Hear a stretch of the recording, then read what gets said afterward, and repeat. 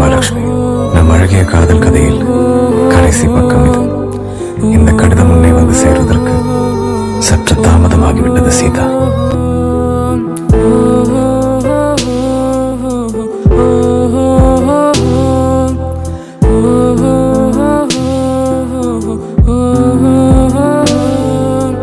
காற்றின் மொழியே, காணா கனவின் விழியே, அழகில் விழுந்தேன், உன்னால் காதல் கொண்டேன்.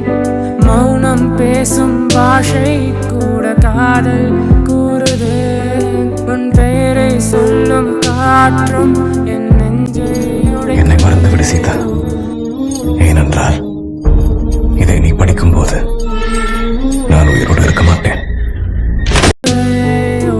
காதல் வேண்டாம், பெண் காயம் வேண்டாம், கண்ணீரும் கடல் நீராய் மாறி போகுதே.